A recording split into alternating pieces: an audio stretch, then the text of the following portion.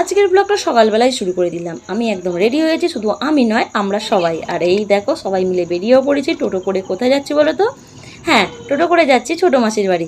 অনেক দিন ধরেই যাবো করছি, কিন্তু হয়ে উঠছিল না। আর আজকে যেহেতু রবিবার ছুটির দিন, সেজন্য ভাবলাম সবাই মিলে চলে যাই। আর মেজদিও এসেছিলো আমাদের বাড়িতে। আর এই দেখো কি সুন্দর লাগছে না আমাদের পূর্ণিকাকে। আর এই যে চলে এসেছি ছোটো মাসির বাড়িতে। আর এই দেখো এরা দু মা বেটিতে কি করছে তোমরা দেখতেই পাচ্ছ। তো যাই হোক, এই হচ্ছে আমার ছোটো মাসি।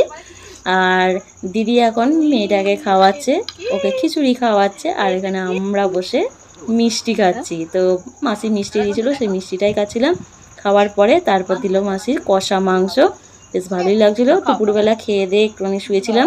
আর যা গরম পড়েছে বলার কথা নয়। আর মাসি এখানে ফল কেটে দিয়েছিল, ও সেটাই খাবে বলে করছিল।